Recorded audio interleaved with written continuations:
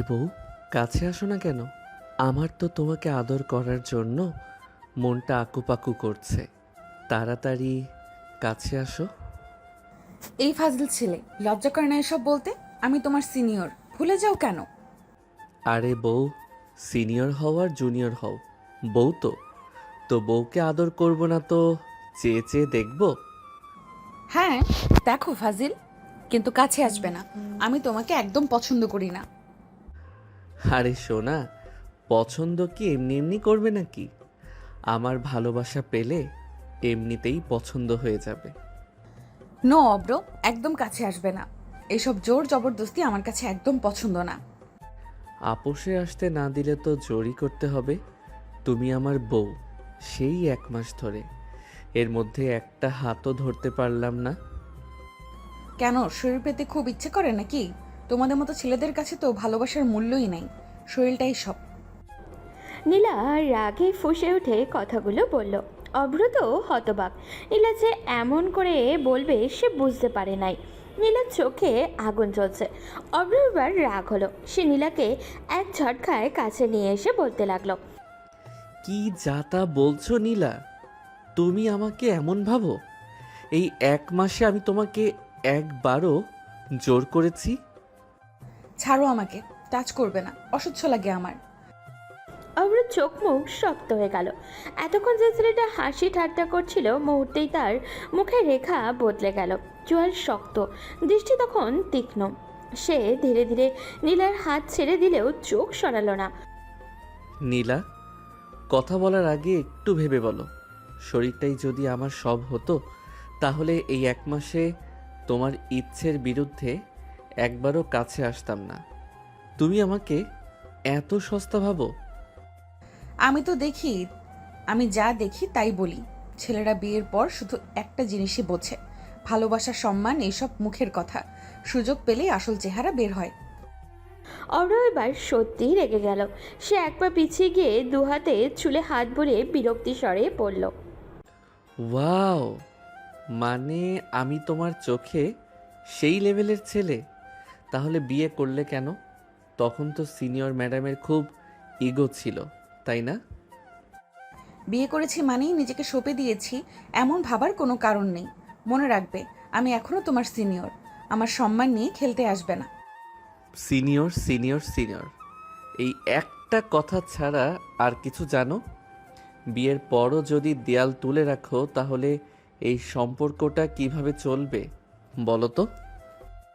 সম্পর্ক?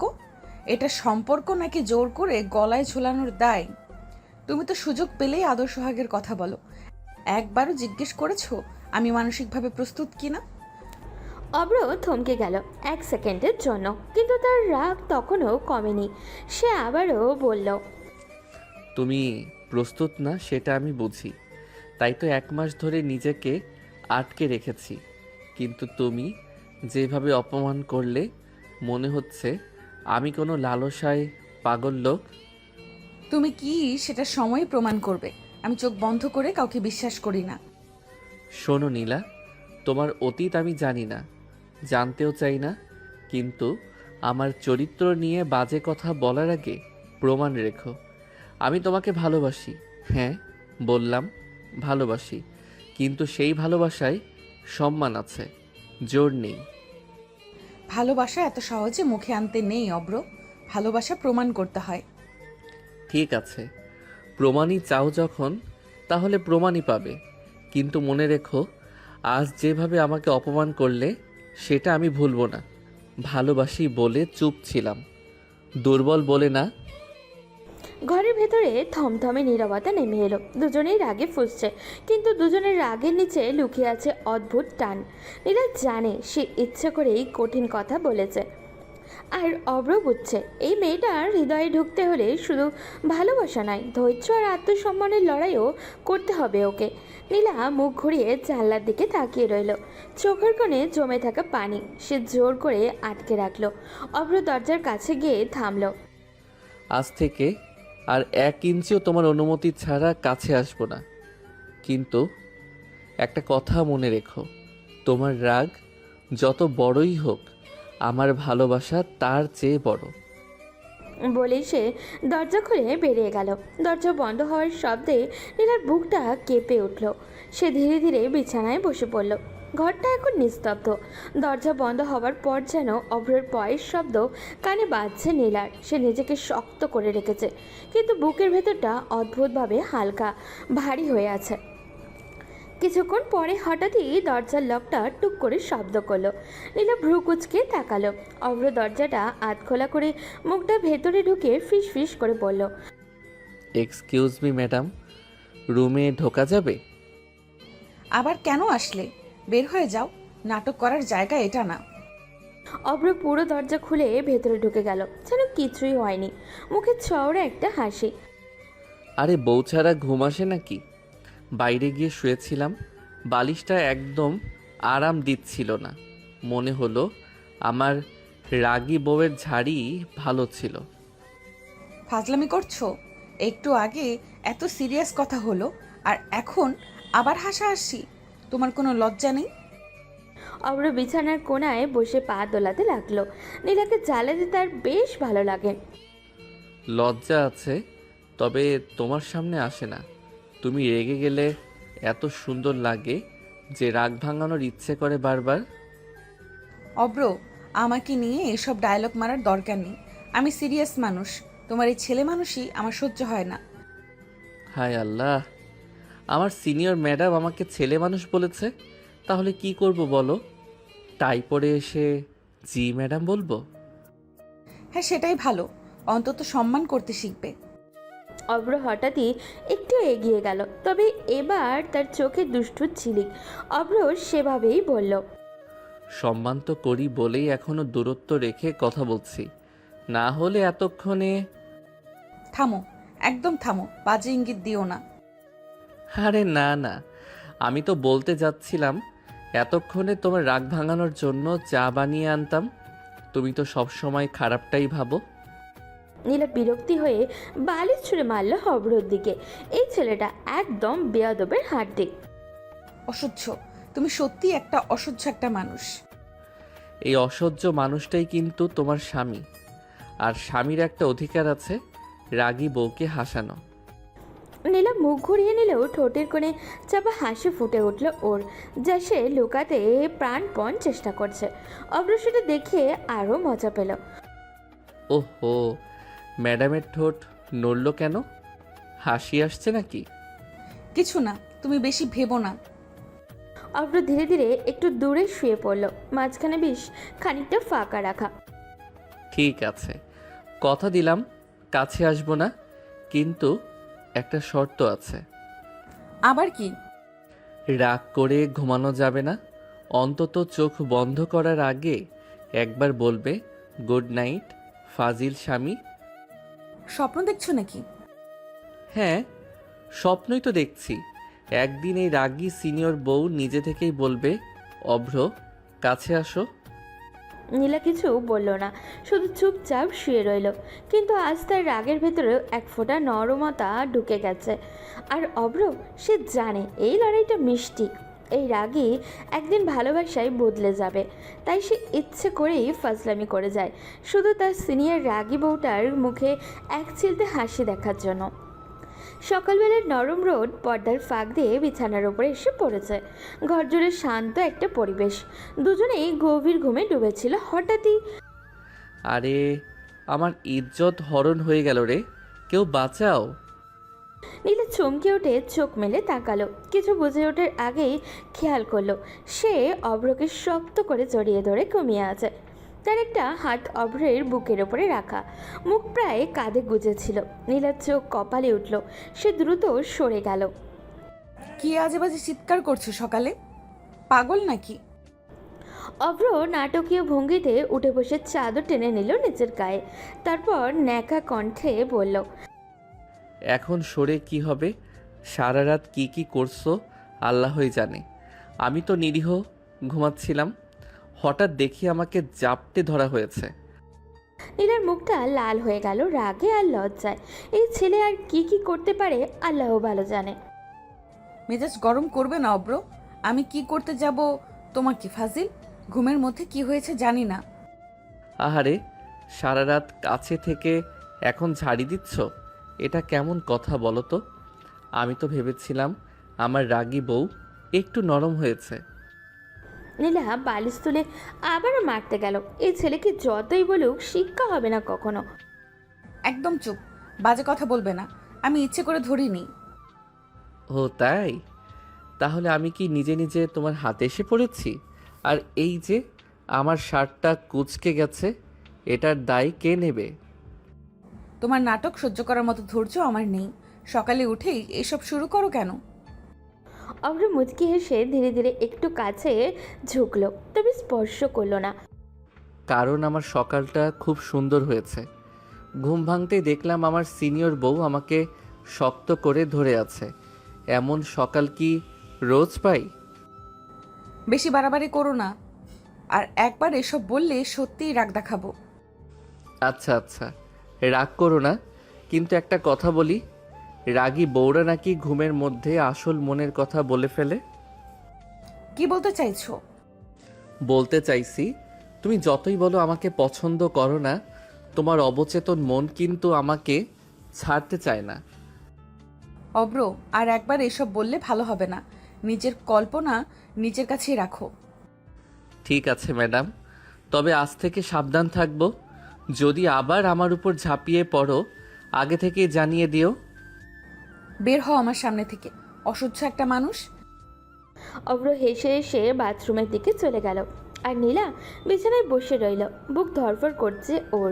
রাগে লজ্জায় নাকি অন্য কিছুর জন্য সে নিজেও বুঝে উঠতে পারছে না। তবে একটা কথা নিশ্চিত, এই ফাজিল স্বামীর সাথে তার প্রতিটি সকাল এমন ঝগড়ায় আর অদ্ভুত মিষ্টি দিয়ে শুরু হয়। বাথরুম থেকে পানি পড়ার শব্দ থামতেই দরজা খুলে বের হলো অভ্র। ভেতর ছুলে ফোঁটা ফোঁটা পানি পড়েছে হাতে তোয়ালে। সে একদম নিশ্চিন্ত ভঙ্গিতে আয়নার সামনে গিয়ে দাঁড়ালো। চিরুনি হাতে নিয়ে খুব মন দিয়ে চুলগুলো আঁচড়াতে লাগলো, যেন কোনো সিনেমার হিরো শুটিংয়ের আগে প্রস্তুতি নিচ্ছে। বিছানায় বসে থাকা নীলা অজান্তেই তাকিয়ে আছে তার দিকে। চোখ সরাতে চাইলেও পারছে না ও। অভ্র আয়নায় নীলার প্রতিচ্ছবি দেখে মুচকি হাসল। কি ব্যাপার বউ, আমাকে খুব হ্যান্ডসাম লাগছে নাকি? এত মন দিয়ে দেখছো কেন? নীলা হকচকিয়ে গেল, মুখ শক্ত করে ফেলল। এই ছেলে এখন নিশ্চিত তাকে পছানো শুরু করবে। কে বলল দেখছি? আয়নার সামনে একটা বাদর লাফালাফি করছে, সেটাই দেখছিলাম। অভ্র চিরুনি থামিয়ে নাটকীয়ভাবে ঘুরে দাঁড়ালো। তাকে কি বাদর বলল নাকি? কথাটা অভ্রের খুব গায়ে লাগলো। কি বললে? আমি বাদর? হ্যাঁ, হ্যান্ডসাম না, বাদর লাগছে। খুব খুশি হয়ে দাঁড়িয়ে আছো কেন জানি না। ও আচ্ছা, তাহলে সারা রাত বাদরকে জড়িয়ে ধরে ঘুমিয়েছো কে? বলো তো শুনি। আবার শুরু করেছো? বলেছি না ঘুমের মধ্যে কি হয়েছে জানি না।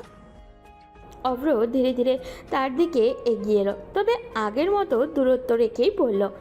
জানো না তো, কিন্তু আমার তো বেশ ভালোই মনে আছে। কেউ একজন খুব শক্ত করে ধরে রেখেছিল, আমি তো নড়তেই পারিনি। মিথ্যা কথা বলবে না, একদম বাড়াবাড়ি করো না অব্র। আহারে, এখন সব দোষ আমার। আমি তো নিরীহ বাদর, কিছু বললেই দোষ হয়ে যায়। তোমার এই ন্যাকামি আমি সহ্য করি না। সকাল সকাল মাথা গরম করো না। মাথা গরম তো তোমারই হচ্ছে ম্যাডাম, আমি তো শুধু সত্যিটা বলছি। এই বাদরটাকে কিন্তু খুব আদর করা হয়েছিল রাতে। কি ভাগ্য বলো তো। অব্র, আর একটা শব্দ বললে ভালো হবে না। নিজেকে খুব স্মার্ট ভাবো না। আচ্ছা আচ্ছা, রাগ করো না, তবে একটা কথা মানতেই হবে, তোমার রাগ দেখলে আমার আরও বেশি মজা লাগে। তোমার মজা একদিন বন্ধ করে দেবো আমি। দেখি কিভাবে বন্ধ করো, তবে সাবধান, বাদর কিন্তু খুব একরোখা। রাগী বউয়ের ভালোবাসা না পাওয়া পর্যন্ত পিছু ছাড়বে না। নীলা মুখ ঘুরিয়ে চলে গেল আলমারির দিকে, কিন্তু তার ঠোঁটের কোণে অদৃশ্য একটা হাসি খেলা করছে। আর অভ্র আয়নার সামনে দাঁড়িয়ে নিজের চুল ঠিক করতে করতে মনে মনে বলছে, এই রাগ, এই ঝাড়ি, সব কিছুই মাঝে মাঝে লুকিয়ে আছে তার বইয়ের নরম মন। সকালটা আজ একটু বেশি জমজমাট। ডাইনিং টেবিলে গরম গরম পরোটা, ডিম ভাজি আর চায়ের কাপ থেকে ধোয়া উঠছে। নীলা চুপচাপ বসে আছে, মুখের গম্ভীর একটা ভাব। অভ্র ঠিক তার বিপরীতে বসে পরোটা ছিঁড়তে ছিঁড়তে এমনভাবে তাকিয়ে আছে যেন বড় কোনো দুষ্টুমি করার প্ল্যান করছে ও। মা, আজকে কিন্তু পরোটাটা একটু বেশি গোল হয়েছে। বুঝতেই পারছি আমার রাগী বউয়ের হাতের ছোঁয়া আছে। কি আজে বাজে কথা, আমি কিছুই করিনি। আরে করেছো। তোমার রাগের তাপেই তো পরোটা ফুলে উঠেছে। দেখুন মা, আপনার বাদর ছেলে কেমন করে, সকাল সকাল শুরু করে দিয়েছে। অভ্রর মা মুচকি হেসে ছেলের দিকে তাকালেন। এই দুজনের অভিযোগ শুনতে শুনতেই তিনি শেষ। অভ্র, জ্বালাস কেন মেয়েটাকে? একটু শান্তিতে খেতে দে। না জ্বালালে পেটের ভাত হজম হয় না মা। তুমি তো জানো আমি ছোটবেলা থেকেই এমন। ছোটবেলায় ছিলে ঠিক আছো, কিন্তু এখন বড় হয়েছো, তাও এই ফাজলামি কমে না কেন? বড় হয়েছি ঠিকই, কিন্তু বউটা তো সিনিয়র, তাই নিজেকে ছোটই মনে হয়। তোমরা দুজন শুরু করলে আমার নাস্তা জমে যায়। তবে অভ্র, একটু কম কর। মেয়েটা নতুন এসেছে, সব কিছুতে সময় লাগে। আচ্ছা মা, আজকে আর বেশি জ্বালাবো না। তবে একটা কথা বলি, রাগ করলে নীলাকে আরও সুন্দর লাগে। তুমি চুপ করবে নাকি উঠে যাব? আরে না, উঠে গেলে তো আমার সকালের বিনোদনটাই শেষ হয়ে যাবে। নীলা এবার সত্যি উঠে দাঁড়াতে গেল। অভ্র তাড়াতাড়ি বলে উঠল, আচ্ছা বসো, আর কিছু বলবো না, খাও শান্তিতে। নীলা অনিচ্ছায় আবারও বসে পড়ল, কিন্তু মুখে রাগ থাকলেও চোখের কোণে এক চিলতে হাসি লুকিয়ে আছে ওর।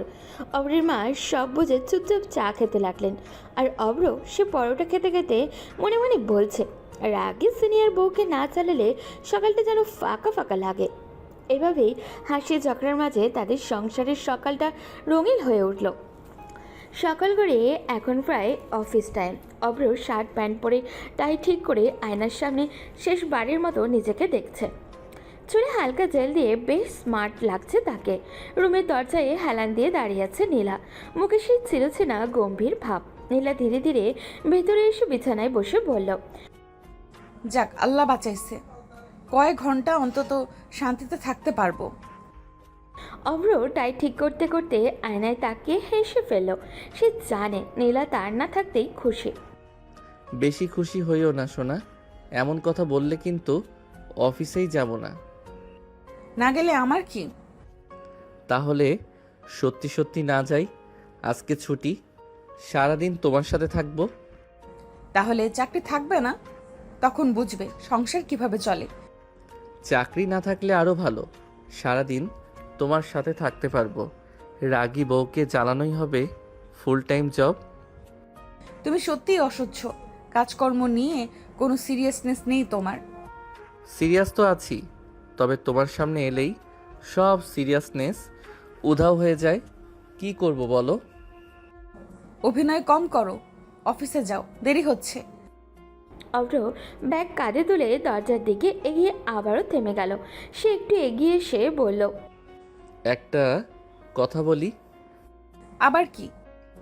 আমি না থাকলে কি সত্যি একটু মিস করবে না? একদম না, বরং ঘরটা শান্ত থাকবে। আহারে, এত নিষ্ঠুর! হাহ, আমি তো ভেবেছিলাম একটু হলেও মনে পড়বে। তোমার মতো ফাজিল মানুষকে কে মিস করবে? ঠিক আছে, তাহলে আজকে অফিসে গিয়ে 10 বার ফোন দিব, যাতে শান্তিটা পুরো নষ্ট হয়। একবার ফোন দিলেই ধরবো না, মনে রাখবে। ধরবে না তো আরও বেশি দিব, শেষে নিজেই বিরক্ত হয়ে ধরবে। নীলা বিরক্তি হয়ে জানলার দিকে তাকালো। অভ্র দরজা খুলে বের হয়ে গেলেও মুখে সেই চওড়া হাসি। বের হওয়ার আগে আবারও মাথা ঢুকিয়ে বলল ও, আচ্ছা ম্যাডাম, দরজা লক করে রেখো। আর হ্যাঁ, আমার কথা বেশি মিস করো না যেন। নীলা বালিশ ছুঁড়ে মারতে গেল, কিন্তু ততক্ষণে সে পালিয়েছে। ঘরে আবারও শান্ত হয়ে গেল। নীলা দীর্ঘশ্বাস ফেলল। সত্যি কি সে শান্তি পেল, নাকি ফাজিল স্বামীর কথাবার্তায় তার সকালগুলো অদ্ভুতভাবে পূর্ণ হয়ে ওঠে, সেটা সে নিজেও ঠিক বুঝতে পারল না। অব্র বাসা থেকে বের হয়ে গেট পেরোতেই আবারও সেই চিরচেনা দুষ্টু হাসিটা মুখে ফুটে উঠল। একটু আগেও রাগী বইয়ের ঝাড়ি খেয়ে এসেছে ও, কিন্তু তার মুখে কষ্টের ছাপ নেই, বরং যেন নতুন একটা এনার্জি পায় ও। অফিসে ঢুকতেই ব্যাগটা নিজের কেবিনে রেখে সোজা কলিগদের রুমে ঢুকে পড়ল। কিরে ভাই সব, দেশ জাতি ঠিক আছে তো? আমার অনুপস্থিতিতে কোনো বিপ্লব হয়ে গেল নাকি? তুই না থাকলে অফিসে শান্তি থাকে।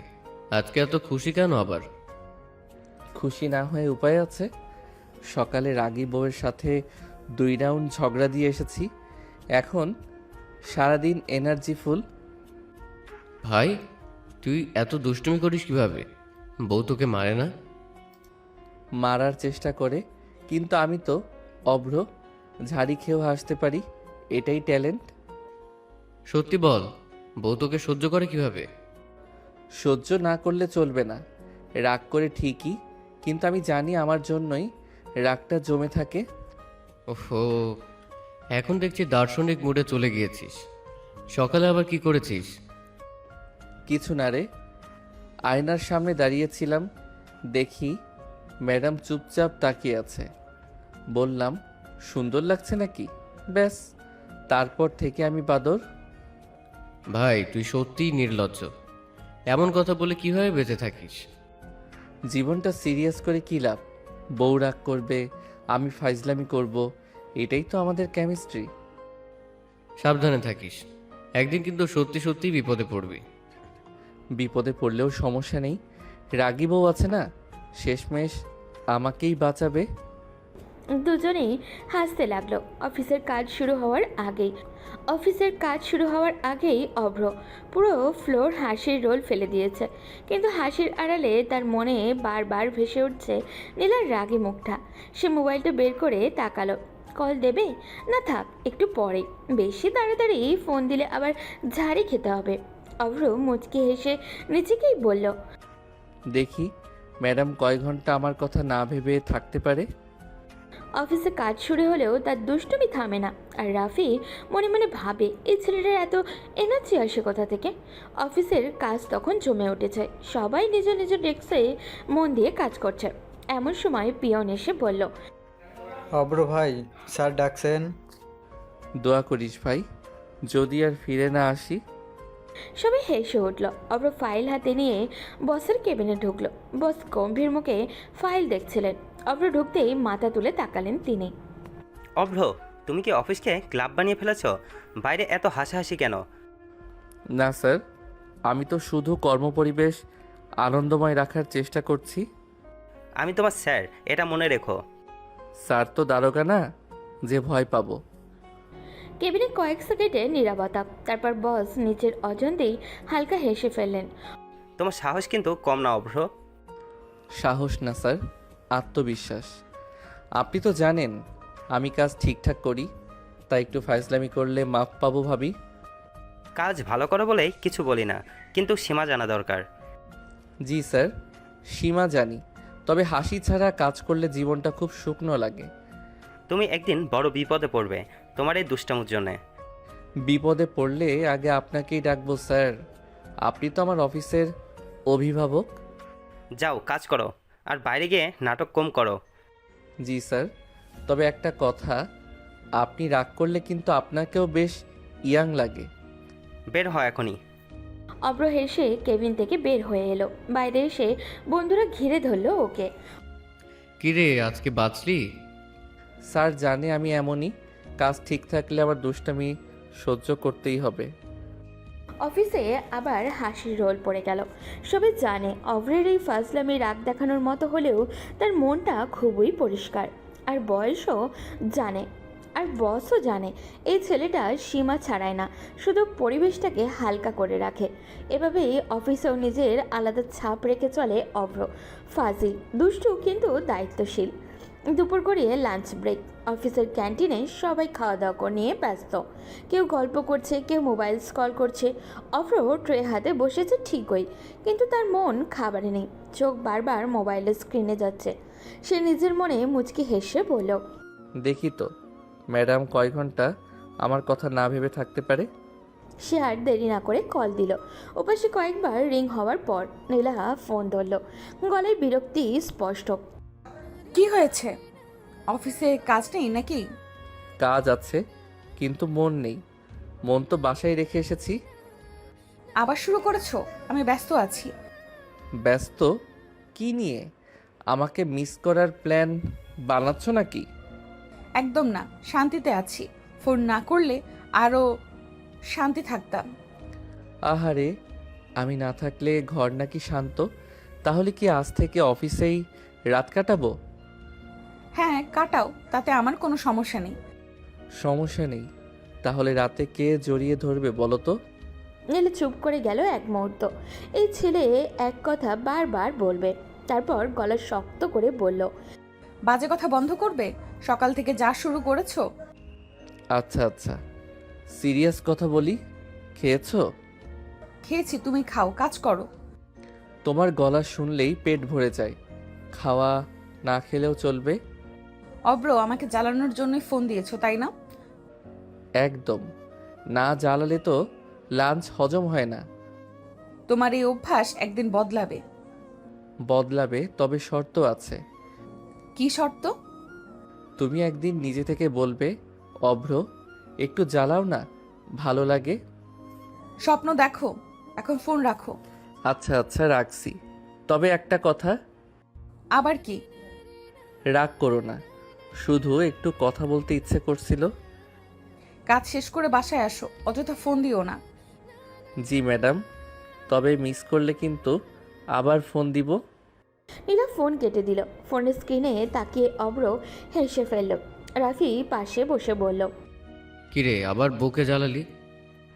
এটা আমার দৈনিক রুটিন। রাগী বউকে না জ্বালালে দিনটাই অসম্পূর্ণ লাগে।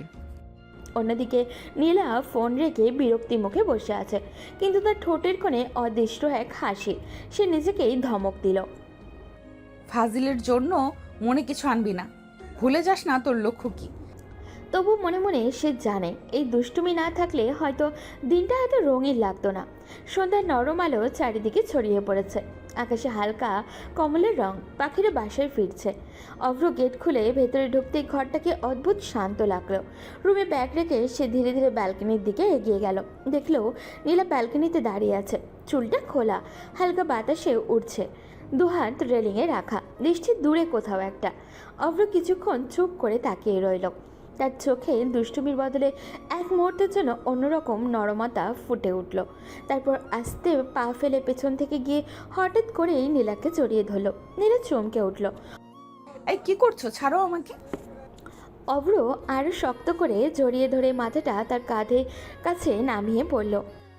উফ, সারাদিন পর আমার রাগী বউকে পেলাম। না জড়িয়ে ধরলে কি চলে? একদম ছাড়বে। এসব নাটক আমার সহ্য হয় না। নাটক না ম্যাডাম, এটা বাস্তব। স্বামী বাসায় এসে বউকে জড়িয়ে ধরবে, এটাই তো নিয়ম। তোমার নিয়ম তোমার কাছে রাখো, আগে হাত ছাড়ো। অভ্র ছাড়ল না, বরং আরও একটু শক্ত করে জড়িয়ে ধরে দুষ্টুমি করে বলল, আজকে সারাদিন কিন্তু খুব শান্ত ছিলাম।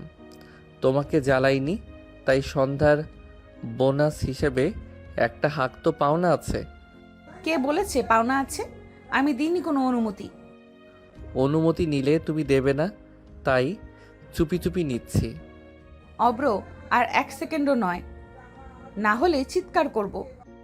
চিৎকার করো, সবাই জানুক আমি আমার বউকে ভালোবাসি। নীলা জোর করে তার হাত সরিয়ে সামনে ঘুরে দাঁড়ালো। তারপর রাগে কণ্ঠে বলতে লাগলো, তোমার এসব ভালোবাসা আমার লাগবে না, একটু দূরে থাকলেই ভালো লাগে। দূরে থাকলে তো বুকটাই ফাঁকা লাগে। সারাদিন অফিসে বসে শুধু ভাবছিলাম কখন বাসায় এসে তোমাকে জ্বালাবো। সত্যি বলছি, তোমার এই ফাজলামি একদিন বন্ধ করে দেব। বন্ধ করতে গেলে কিন্তু আরও কাছে আসতে হবে। তখন কি করবে ম্যাডাম? নীলা কিছুক্ষণ চুপ করে রইল। বাতাসে তার চুল আবারও উড়ে এসে মুখে পড়ছে। অভ্র হালকা হাত বাড়িয়ে চুল সরিয়ে দিল। এক সেকেন্ডের জন্য দুজনের চোখ পড়ে গেল। নীলা দ্রুত মুখ ফুরিয়ে নিল। ভেতরে যাও, চা বানানো আছে, আর বেশি বাড়াবাড়ি করো না। ঠিক আছে, যাচ্ছি। তবে মনে রেখো, আজকে কিন্তু আবার বেলকনিতে দাঁড়াবে, আমি আবার জড়িয়ে ধরবো। নীলা দ্রুত মুখ ফিরিয়ে নিল। নীলা রাগে ফুঁসতে ফুঁসতে ভেতরে ঢুকে গেল। বাইরে থেকে দেখলে মনে হবে শুধু ঝগড়া আর বিরক্তি, কিন্তু এই রাগের আড়ালেই জমেছে এক অদৃশ্য টান, যেটা দুজনেই অস্বীকার করছে, অথচ এড়িয়ে যেতে পারছে না। সন্ধ্যার আলো নরম হয়ে এসেছে।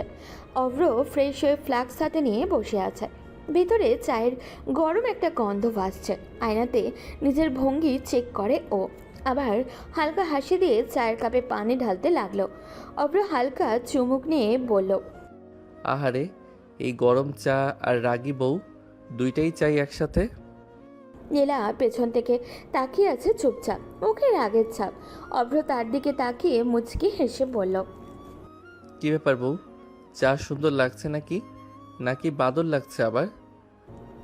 নীলা কোনো উত্তর দিল না, কেবল চা দেখতে চোখ নামিয়ে রেখেছে। অভ্র নাটকীয় ভঙ্গিতে চুমুক নিয়ে আবারও বলল, তুমি জানো, এই চায়ের গরম আর তোমার রাগের মিল খুব জোর, একসাথে থাকলে। আচ্ছা, এটাই মজা।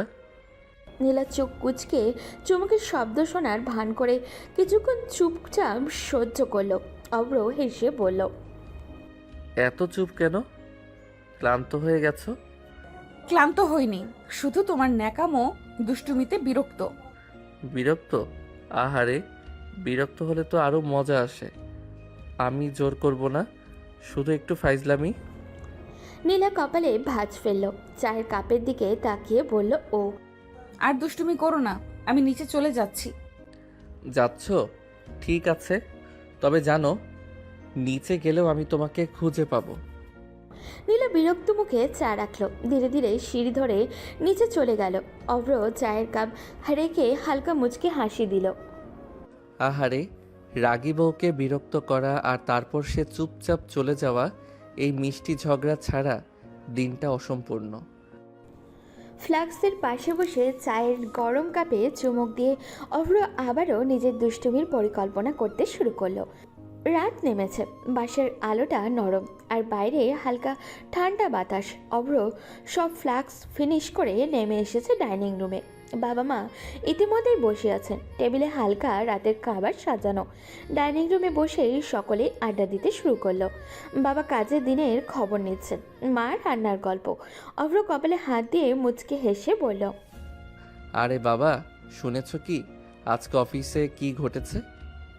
পুরো দফতরে ফাইজলামি করেছি। কি হচ্ছে অব্র? সব সময় কি দুষ্টুমি করো কেন? আর আজকে কি করেছ?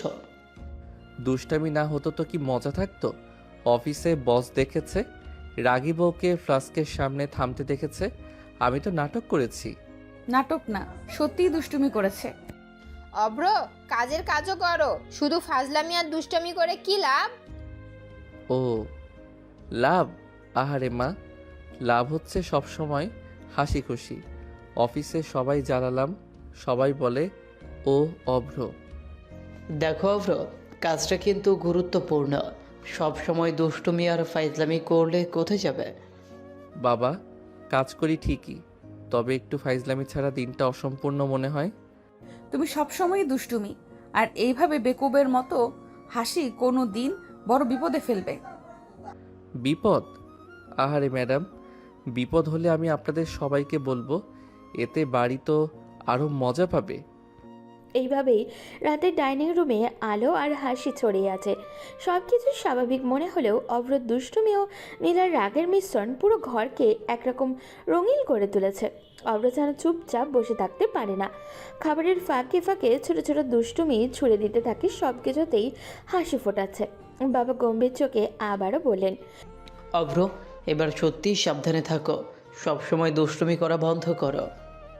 জি বাবা, কিন্তু হাসি ছাড়া তো দিনটা অর্ধেক ফাঁকা লাগে। সবাই এক মুহূর্ত চুপ করে গেল, তারপরে হেসে ফেলে। ডাইনিং রুমের রাতটা শান্ত হলেও ছোট ছোট ফাজলামি আর ঝগড়া খুনসুটি পুরো পরিবেশকে প্রাণবন্ত রাখছে। রাত ঘনিয়ে এসেছে, ঘরটিতে হালকা আলো আর বাইরে বাতাস ঠান্ডা ঢেউ। অভ্র ডাইনিং রুমের টেবিল থেকে উঠে নীলাকে নিয়ে রুমে চলে যায়। নীলার দিকে এগিয়ে আসে ও। অভ্র ধীরে ধীরে তার হাতে হালকা মুচকি হাসি নিয়ে বলল, জান, আজ একটা সুন্দর শাড়ি পরো।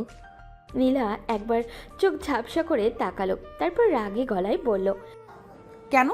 আমি কি পাগল রাতে সুন্দর শাড়ি পরে সাজবো? না জান, আমি তোমাকে নিয়ে ঘুরতে যাব। তোমার মতো পাগলের সাথে কে যাবে? আমি একদম যাব না।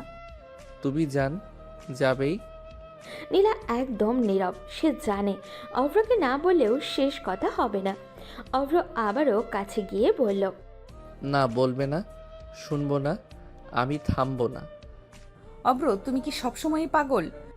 পাগল না হইলে তো তোমাকে আনন্দ দিতে পারতাম না। নীলা কিছুক্ষণ বিরক্তি চোখে তাকালো। তার মধ্যে রাগও আছে, কিন্তু অভ্রের দুষ্টুমি আর অদৃশ্য টান তাকে বিরক্তি সামলাতে বাধ্য করছে। অভ্র হালকা কণ্ঠে বলল, চলো না জান, শুধু 1 ঘন্টা আমার সাথে ঘুরতে। তুমি যদি না থামো সত্যিই ঘুম ভেঙে যাবে। আমার ঘুমাতে দাও। আরে জান, ঘুম কি? রাতটা শুধু আমাদের জন্য। তুমি আমার শার্টের মতো সুন্দর শাড়ি পরো, আর আমরা একটু মজা করি। নীলা বিরক্তি হলেও কিছু না বলে চুপচাপ চলে গেল। অভ্র জানে সে ঠিকই নিজের পরিকল্পনা অনুযায়ী নীলাকে শাড়ি পরাতে পারবে।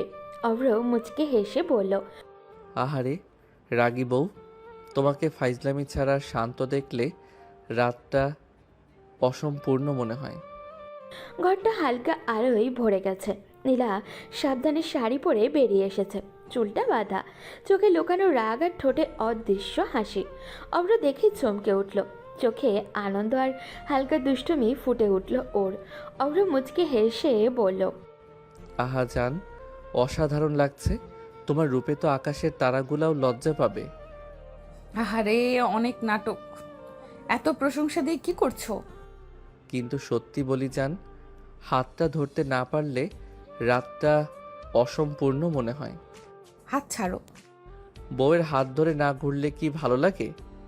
অব্র, এবার একটু বেশি হয়ে গেল। বেশি? আহা, আমি তো শুধু বললাম হাতটা ধরে হাঁটলে আরও আনন্দ। বাইরে রাতের হাওয়ায় চমৎকার নীরবতা। অভ্র হাতটা ধরে ধীরে ধীরে হেঁটে নিয়ে যাচ্ছিল। নীলা কিছুটা বিরক্ত, কিছুটা অস্বীকারও, কিন্তু হাত ছাড়তে পারছে না ও। অভ্র হালকা হাসি দিয়ে বলল, জান, আজকে রাতটা শুধু আমাদের জন্য। রাগী বউয়ের সঙ্গে হাঁটা ছাড়া কি আর আনন্দ? রাতের বাতাসটা হালকা ঠান্ডা, রাস্তায় আলো মৃদু। অভ্র আর নীলা হাত ধরে হাঁটছে, একে অপরের ছায়া যেন মিশে গেছে। হঠাৎই তারা পৌঁছালো ছোট্ট ফুচকার দোকানের সামনে। নীলা চোখ কুচকে বলল, আহা, তুমি কি আবার? দেখি তো জান, ফুচকা খাওয়ার ইচ্ছা আছে কি না? তুমি কি চাইছো না একটু মজা আর ফুচকার স্বাদ? অব্র, তুমি আরেকবার ফাজলামি শুরু করেছো। ফাজলামি ছাড়া কি ফুচকা মজা লাগে? অভ্র তখন দোকানের ভিতরে ঢুকে ফুচকাওয়ালা মামার দিকে চেয়ে বলল, মামা, 2 প্লেট ফুচকা, একদম ঝাল কম, কিন্তু স্বাদ যেন বউয়ের মতো হয়, অসাধারণ। বাহ ভাই, বউয়ের মতো ফুচকা! আজকে তো কোনো রেকর্ড বানাবে মনে হচ্ছে। বউকে দেখিয়ে ফেলবো, তাই তো? তবে সাবধানে, না হলে বউ রেগে গিয়ে ফুচকা খেলতে পারে। অব্র, তুমি সবসময় কি মজা করবে? মজা না করলে রাতটাই কি আনন্দময় হবে? বউ, একটু হাসো। ফুচকার গরম গন্ধে রাতের হাওয়া আর অভ্রের দুষ্টুমি সব মিলিয়ে নীলার মুখে হালকা রঙিন রাগ আর অদৃশ্য হাসি ফুটে উঠল। অভ্র আরও কাছে এসে বলল, দেখো, ফুচকাওয়ালার সাথেও ফাইজলামি করতে পারি। আজকে পুরো রাতটা তোমার জন্য। নীলা চুপচাপ, চোখে রাগ আর ঠোঁটে অদৃশ্য হাসি। সব মিলিয়ে রাতটা যেন এক রঙিন ফাজলামি আর মিষ্টি মুহূর্তে পরিণত হলো। ফুচকার দোকান থেকে দুজন বেরিয়ে রাস্তায় হালকা বাতাসে হাঁটছে। অভ্র হাত ধরে রেখেছে, আর নীলা কিছুক্ষণ চুপচাপ। তারপরেও মনে মনে নিজেকে শক্ত করে বলছে ও, আমি তো ওর প্রতি দুর্বল হওয়া চলবে না। ওর উপরে যেমন দেখা যায় ভেতরেও তেমন না। কি হলো জান, ফুচকা কেমন লাগলো? নীলা কপালে ভাঁজ ফেলল, তারপর ঠোঁটের কোণে হালকা হাসি ধরে বলল, ভালো। শুধু ভালো? আর একটু বলো তো, খুশি হলি নাকি? খুশি? তোমার দুষ্টুমি খুশি হয়তো।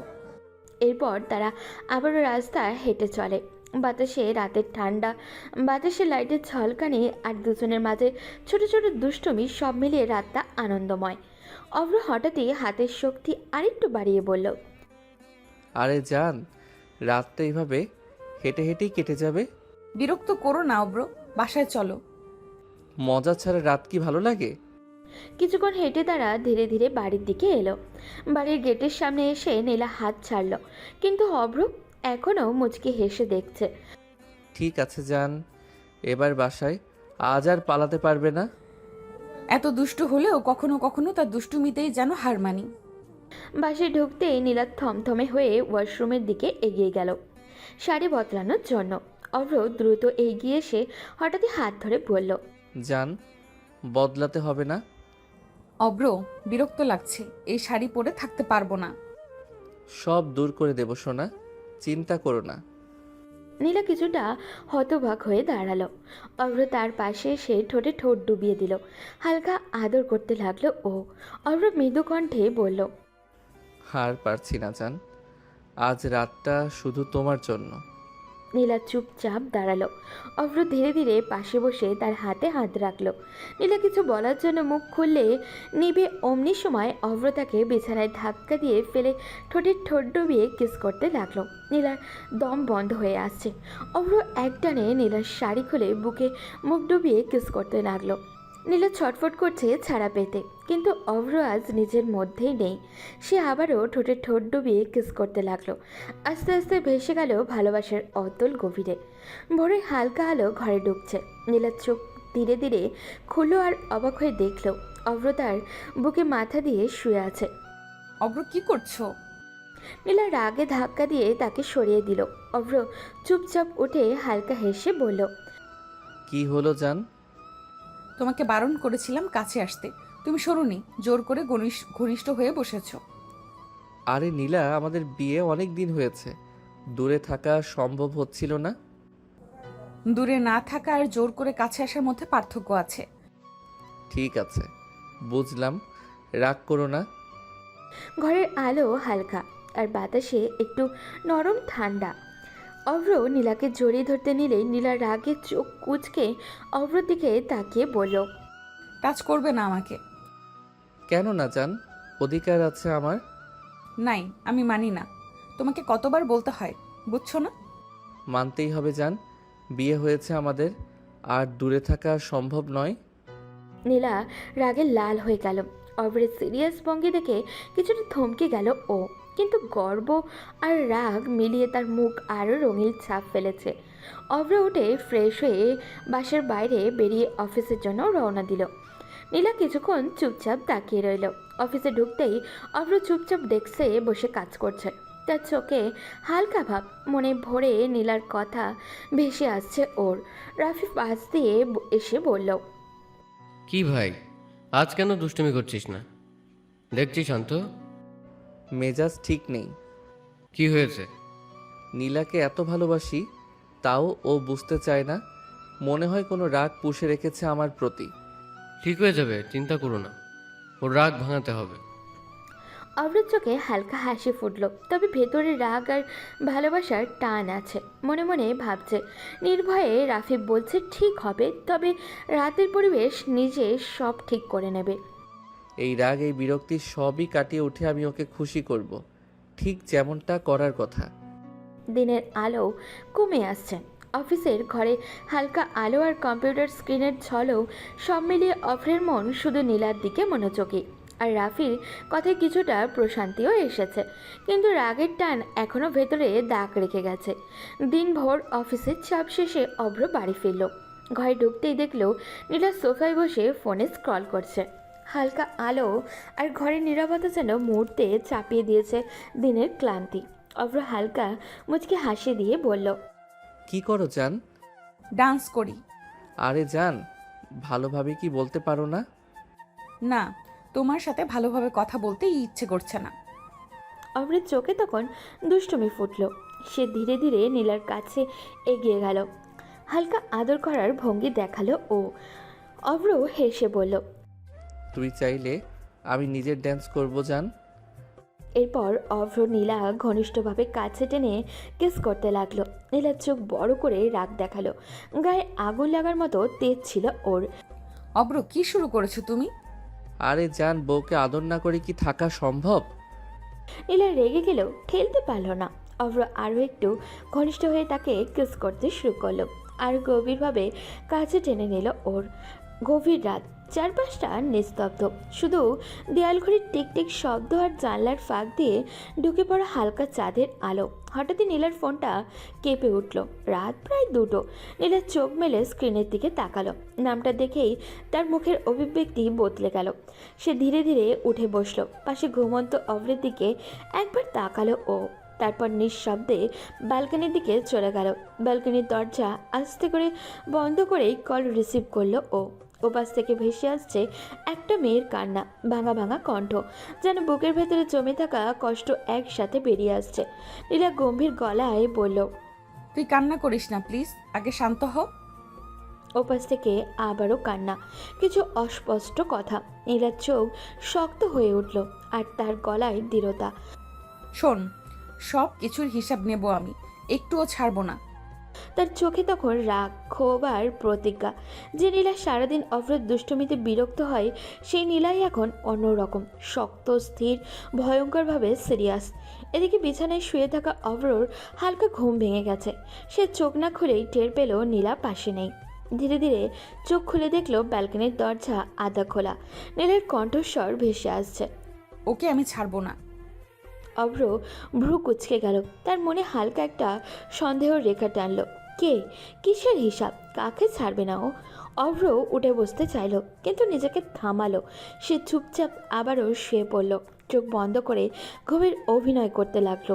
তার ভেতরে প্রশ্নের ঝড় উঠেছে, কিন্তু বাইরে একটু প্রকাশ করলো না ও। কিছুক্ষণ পর নীলা কল কেটে ধীরে ধীরে রুমে ফিরে এলো। তার মুখে এখনো কঠিন ছাপ। সে অভ্রের দিকে একবার তাকালো, দেখলো সে ঘুমিয়ে আছে। হালকা নিঃশ্বাস ফেললো, তারপর ধীরে ধীরে বিছানায় শুয়ে পড়ল। দুজন পাশাপাশি শুয়ে আছে, কিন্তু মাঝখানে যেন অদৃশ্য একটা দেয়াল দাঁড়িয়ে গেছে। রাতটা আবারও নীরব হয়ে গেল, কিন্তু এই নীরবতায় নিচে জমে রইল অজানা প্রশ্ন, লুকানো রহস্য, আর দুজনের মাঝখানে অদেখা সত্য। রাতে সেই অদ্ভুত নীরবতার পর ভোরের আলো জানলা দিয়ে ঢুকলে নীলা ধীরে ধীরে উঠে বসল। তার চোখে ঘুম নেই, বরং এক ধরনের দৃঢ়তা। সে আলমারি খুলে দ্রুত একটা শাড়ি বের করলো। আয়নার সামনে দাঁড়িয়ে চুল আছড়াতে লাগলো ও। মুখটা কঠিন, যেন ভিতরে ভিতরে কোনো সিদ্ধান্ত নিয়ে ফেলেছে ও। বিছানায় শুয়ে থাকা অভ্র চোখ মেলে তাকালো। কই যাও এত সকালে? তোমাকে বলতে বাধ্য না। কথাটা যেন ছুরি হয়ে এসে লাগলো অভ্রের গায়ে। অভ্র উঠে বসলো, চোখে আর আগের মতো দুষ্টুমি নেই, কণ্ঠ কড়া ভাব। সব সময় দুষ্টুমি করি মানে এই না যে বউ কই যাবে সেটার খবর নিব না। খবর দিতে হবে কেন? আমি কি তোমার অনুমতি নিয়ে চলি? অনুমতি না, কিন্তু জানানোটা তো স্বাভাবিক। রাতেও কার সাথে কথা বলছিলে? এখন ভোরে কোথায় যাচ্ছ? কিছুই বলবে না? তুমি কি আমাকে সাহায্য করছো? সন্দেহ না, কিন্তু আমি তোমার স্বামী, আমার জানার অধিকার আছে। অধিকার সবসময় অধিকার, আমার নিজের কোনো জায়গা নেই। দুজনের চোখে চোখ, বাতাসটা কেমন যেন ভারী। অভ্র এবার আর দুষ্টুমি করলো না, তার চেহারায় কষ্ট মেশানো একটা রাগ। আমি হাসি ঠাট্টা করি বলে আমাকে হালকা ভাবো না নীলা, সব কিছু সীমা আছে। আমার দেরি হচ্ছে, ফিরে এসে কথা হবে। দরজা বন্ধ হওয়ার শব্দে ঘরটা কেঁপে উঠল।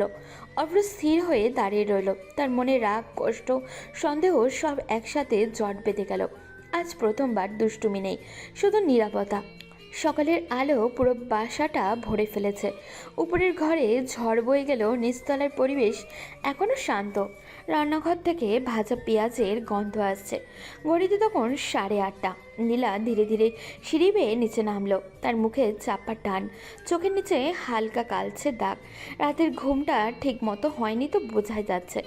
ডাইনিং স্পেসে অভ্রের মা চা বানিয়েছিলেন। নীলাকে এত সকালে তৈরি হয়ে নামতে দেখে একটু অবাক হলেন উনি। এই সময় রেডি হয়ে নামছো মা? কোথাও যাবে নাকি? মা, আমি একটু বাইরে যাচ্ছি। বাইরে? এখন এখন তো কাজ নেই, কোথায় যাবে? একটু বান্ধবীর সাথে দেখা করব মা, খুব জরুরি। খুব জরুরি শব্দ বলার সময় তার গলায় কাঁপছিল। মা চুপচাপ কয়েক সেকেন্ড তাকিয়ে রইলেন। মেয়েটাকে তিনি বুঝতে শিখেছেন, রাগী একগুঁয়ে কিন্তু মনটা খুবই নরম। সব ঠিক আছে তো মা? তোমার মুখটা ভালো লাগছে না? হ্যাঁ মা, সব ঠিক আছে, শুধু একটু দরকারি কথা আছে, দেরি করব না। ঠিক আছে যাও, তবে ফোনটা অন রাখবে। নীলা মাথা নেড়ে ব্যাগটা কাঁধে তুলে নিল। ঠিক তখনই উপরের ঘরের দরজাটা ধীরে ধীরে খুলল। অভ্র সিঁড়ির মাথায় দাঁড়িয়ে আছে। সে নিচের কথোপকথন শুনছে, তার চোখে স্থির নীলার দিকে। আজ সেই দুষ্টুমি ভরা হাসি নেই। মা উপরে তাকিয়ে বললেন, অব্র, চা খাবি? অভ্র কোনো উত্তর দিল না, শুধু ধীরে ধীরে সিঁড়ি দিয়ে নেমে এলো। নীলার সামনে এসে দাঁড়ালো ও। অভ্র শান্ত কিন্তু ঠান্ডা গলায় বলল, বান্ধবী? কোন বান্ধবী? তোমাকে তো বলেছি, বলতে বাধ্য না। মা পরিবেশের টান বুঝতে পেরে চুপ হয়ে গেলেন। অভ্র হালকা হেসে উঠল, কিন্তু সেই হাসিতে আগের উচ্ছ্বাস নেই। ভালো, তাহলে যাও। কথাটা খুব সাধারণ ছিল, কিন্তু ভেতরে যেন কাটার মতো বিঁধে রইল। নীলা দরজার দিকে এগিয়ে গেল। দরজা খুলে বেরিয়ে যাওয়ার ঠিক আগে একবার পিছনে তাকালো ও। অভ্র তখনও মায়ের সামনে দাঁড়িয়ে আছে, কিন্তু চোখ তার নীলার দিকে। সে চোখে রাগ নেই, আছে কষ্ট। দরজাটা বন্ধ হলো। মা ধীরে বললেন, তোদের মধ্যে কি হয়েছে? কিছু না মা। আমাকে বাচ্চা ভাবো না, তোমার মুখ আমি চিনতে পারি। মা, আমি ওকে খুব ভালোবাসি, কিন্তু ও আমাকে দূরে সরিয়ে দিচ্ছে। আমি বুঝতে পারছি না কেন। মেয়েদের মন জটিল হয় বাবা, হয়তো কোনো কষ্টে আছে, জোর করো না। অভ্র চুপচাপ। অন্যদিকে রাস্তায় বেরিয়ে নীলা দ্রুত হাঁটছে। তার ফোনে বারবার মেসেজ আসছে। একটা নির্জন ক্যাফের সামনে গিয়ে থামলো ও। ভিতরে ঢুকে কোণের টেবিলে বসে থাকা মেয়েটার দিকে তাকালো। মেয়েটার চোখটা লাল, কান্নায় ফুলে আছে। নীলা চেয়ারে বসেই হাত ধরল তার। আমি আছি, তুই ভয় পাবি না। ও আমাকে বিয়ে করার কথা বলে সব নষ্ট করে দিল। নীলার চোখটা শক্ত হয়ে গেল। তার মাথায় গত রাতের ফোন কল ভেসে উঠল। সব কিছুর হিসাব নিব আমি, ছাড়বো না ওকে। এদিকে বাসায় অভ্র চুপচাপ বসে আছে। আজ সে অফিসে যাবে কিনা ভাবছে না। তার মাথায় ঘুরছে শুধু একটাই প্রশ্ন, নীলা কি তাকে বিশ্বাস করে না? আর সেই ফোন কলটা কার জন্য? এই যুদ্ধের প্রস্তুতি। দুজন আলাদা জায়গায় বসে আছে, কিন্তু দুজনের মাঝখানে জমে উঠেছে ভুল বোঝাবুঝির দেয়াল। একদিকে ভালোবাসা, অন্যদিকে লুকানো ঝড়। এই ঝড় কোথায় গিয়ে থামবে তা এখনো কেউ জানে না। ক্যাফের কোণের টেবিলটায় যেন আজ সাক্ষী হতে যাচ্ছে এক ঝড়ের। বাইরে সকালের আলো, কিন্তু ভিতরে পরিবেশটা ভারী। নীলার সামনে বসে থাকা মেয়েটা তার পুরনো বান্ধবী মেহরিন। চোখ ফুলে গেছে কান্নায়, হাত কাঁপছে। মেহরিন কাঁপা গলায় বলল, তুই তো জানিস অভ্র কেমন করে আমার জীবনে ঢুকেছিল। নীলা স্থির হয়ে গেল। তার বুকের ভেতরটা ধক করে উঠল। মেহরিন আবারও বলল, ভালোবাসার নাটক করে আমাকে ফাঁসিয়েছে। দিনের পর দিন কথা, ম্যাচের স্বপ্ন দেখিয়েছে। বলতো আমাকে ছাড়া সে বাঁচবে না। তারপর একদিন বলল দেখা করতে। ধীরে ধীরে আমাকে বিশ্বাস করালো। রুম ডেট, তারপর সে আর বলতে পারল না। কান্নায় ভেঙে পড়ল ও। নীলার হাতটা ঠান্ডা হয়ে গেল। মেহরিন কাঁদতে কাঁদতেই বলল, এখন আমি প্রেগনেন্ট। সমাজে মুখ দেখাবো কিভাবে বল? ও এখন আমাকে চিনতেই চায় না, ব্লক করে দিয়েছে সব জায়গা থেকে। শব্দগুলো যেন ছুরি হয়ে নীলার কানে ঢুকছে। অভ্রের হাসি, তার দুষ্টুমি, তার জান বলা সব মিলিয়ে মাথার ভিতরে ঘুরপাক খাচ্ছে। নীলা ধীরে ধীরে বলল, সব জানি, মানে তুই আগেও বলেছিলি ওর কথা, কিন্তু আমি মানতে পারছি না অব্র এসব করেছে। আমি এতদিন ওর সাথে আছি, এমন তো কখনো মনে হয় নাই। মানুষকে চেনা এত সহজ না নীলা। তোকে এত ভালো স্বামী সেজে দেখিয়েছে, কিন্তু আমার সাথে যা করেছে তা কি মিথ্যা? নীলার মাথার ভিতরে দ্বন্দ্ব। একদিকে তার স্বামী যে তাকে সারাক্ষণ দুষ্টুমি করে বিরক্ত করে, ভালোবাসে বলে দাবি করে, অন্যদিকে তার বান্ধবী যে আজ ভেঙে পড়েছে। নীলা ফিসফিস করে বলল, প্রমাণ আছে তোর কাছে? মেহরিন কাপা হাতে ফোন বের করলো। পুরনো চ্যাট, ছবি, ভয়েস নোট। নীলার বুক ধরফর করতে লাগলো। কিছু মেসেজ, অভ্রর নাম, প্রোফাইলের ছবি, কিন্তু তারিখগুলো নীলা চোখ কুচকে দেখলো। তার তারিখগুলো তাদের বিয়ের আগের। সে হঠাৎই স্থির হয়ে গেল। এগুলো কতদিন আগের? প্রায় 2 বছর। নীলা চুপ হয়ে গেল। 2 বছর আগে তখন তো তাদের বিয়ে হয়নি, কিন্তু প্রশ্ন অন্য জায়গায়। অব্র কি সত্যি প্রতারণা করেছে, নাকি কোনো ভুল বোঝাবুঝি? নীলার চোখে জল চলে এলো। সে ধীরে ধীরে বলল, আমি সত্যটা জানবো, তুই ভয় পাবি না। আমি একা হয়ে গেছি নীলা। তুই একা না। এদিকে বাসায় বসে অভ্র জানে না তার অতীতের কোনো ছায়া আজ তার বর্তমানকে তাড়া করতে শুরু করেছে। দুষ্টুমি করা সেই ছেলেটা আজ অজান্তেই দাঁড়িয়ে আছে এক ঝড়ের সামনে। আর নীলা, সে এখনও শুধু স্ত্রী না, এক বন্ধু, এক বিচারক আর এক আহত নারী। সত্যি কি মিথ্যা কি, নাকি দুজনের মাঝখানে জমে উঠেছে ভয়ঙ্কর ভুল বোঝাবুঝি। ক্যাফের ভিতরে বাতাসটা ভারী হয়ে আছে। মেহেরিন কাঁদতে কাঁদতে মাথা নিচু করে বসে আছে। নীলা তার হাত শক্ত করে ধরে রেখেছে। নীলা ধীরে ধীরে কিন্তু দৃঢ় কণ্ঠে বলল, শোন, এই সন্তান যদি সত্যিই অভ্রের হয়, তাহলে আমি ওকে ডিভোর্স দিয়ে তোর সাথে বিয়ে দেব। তুই চিন্তা করিস না। তুই পারবি? অন্যায় করলে তার শাস্তি হবেই। আমি কাউকে ছাড়বো না। কথাগুলো বললেও নীলার বুকের ভেতরটা কাঁপছিল।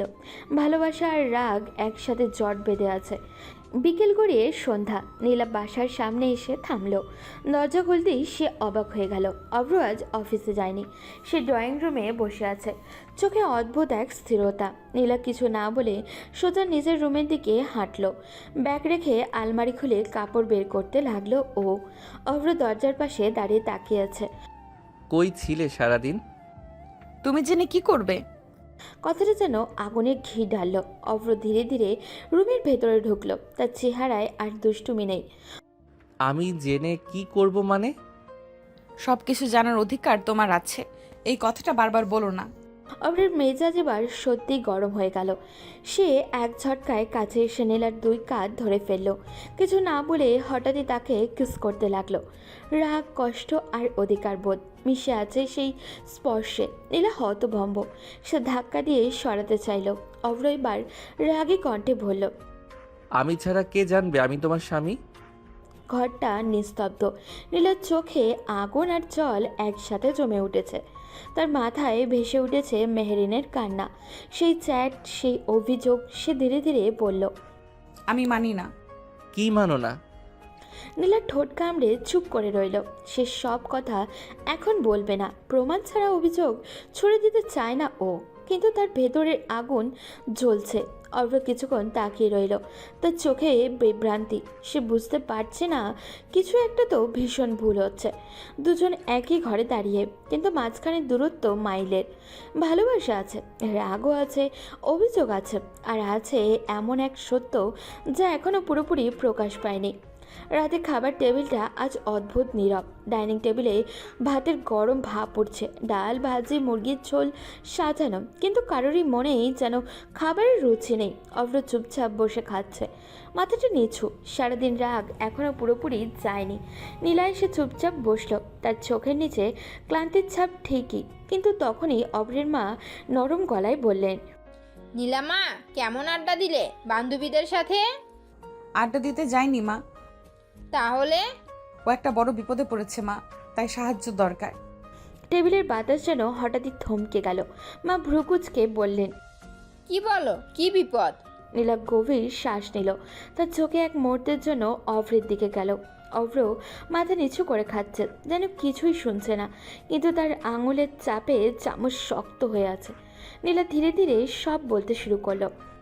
একটা ছেলে ওর সাথে অনেকদিন সম্পর্ক ছিল, ভালোবাসার কথা বলেছে, বিয়ের স্বপ্ন দেখিয়েছে, তারপর একদিন সব ছেড়ে দিয়েছে। এখন মেয়েটা প্রেগনেন্ট, ছেলেটা অস্বীকার করছে। হায় আল্লাহ! মেয়েটা একা হয়ে গেছে মা, সমাজে মুখ দেখাতে পারছে না। কি বলো, ছেলেটা এত খারাপ? একটা নিরীহ মেয়ের এমন ক্ষতি করলো? ওর কখনো ভালো হবে না, আল্লাহ বিচার করবেন। শব্দগুলো যেন ভারী হয়ে আছড়ে পড়ল। অভ্র তখনও চুপচাপ খাচ্ছে। তার মুখে কোনো অভিব্যক্তি নেই, কিন্তু তার চুয়ালটা শক্ত।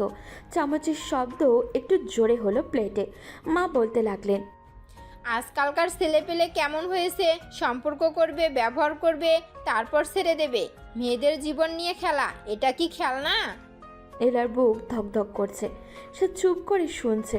তার মনে হচ্ছে প্রতিটা শব্দ যেন কারোর দিকে ইঙ্গিত করছে। অভ্র হঠাৎই পানি খেলো। গ্লাস নামিয়ে খুব স্বাভাবিক গলায় বলল, ও সব কথা কি প্রমাণিত? কি মানে? মানে এক পক্ষের কথা শুনে কাউকে দোষী বানানো ঠিক না। নীলা তাকিয়ে রইল তার দিকে। তাদের চোখ এক মুহূর্তের জন্য আটকে গেল। সেই দৃষ্টিতে প্রশ্ন, রাগ, সন্দেহ সব মিলে আসে। মা বিরক্তি হয়ে বললেন, প্রমাণ থাকুক বা নাই থাকুক, এমন কাজ করলে ছেলেটা মানুষ না। অভ্র কিছু বলল না। সে আবারও চুপচাপ খেতে লাগলো। নীরবতা আজ কথা বলছে। নীলার মনে প্রশ্ন, সে কি সত্যি ভুল বুঝছে, নাকি সত্যি তার জীবনের মানুষটা এমন কিছু করেছে যে সে কল্পনাও করেনি। রাতের খাবার শেষ হতে না হতেই বাড়িটা ধীরে ধীরে নিস্তব্ধ হয়ে গেল। অভ্রের মা নিজেই রুমে চলে গেলেন। লাইটগুলো একে একে নিভে গেল। করিডোরে শুধু হালকা নীলছে আলো। নীলা চুপচাপ রুমে ঢুকলো। আলমারি খুলে কাপড় গোছানোর ভান করছে ও। অভ্র দরজা বন্ধ করে ভেতরে ঢুকলো। আজ তার মুখে কোনো দুষ্টুমি নেই, না জান না হাসি, শুধু গভীর চাপা একটা প্রশ্ন। অভ্র ধীরে বলল, একটা কথা জিজ্ঞেস করব? জিজ্ঞেস করার আগে অনুমতি নিতে হয় নাকি? আপনি তো আমাকে পছন্দ করেন না, তাহলে বিয়েতে রাজি হলেন কেন? আপনি আপনি শব্দটা আজ ইচ্ছে করেই ব্যবহার করলো সে, দূরত্ব বোঝাতে। নীলার হাত থেমে গেল। সে আয়নায় নিজের মুখের দিকে তাকালো। তারপর ধীরে বলল, রাজি ছিলাম না, জোর করে দিয়েছে। মিথ্যা বলবেন না।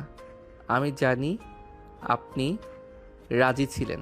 আপনার বাবা নিজে আমাকে বলেছেন আপনার মত নিয়েই বিয়ে হয়েছে। নীলা থমকে গেল।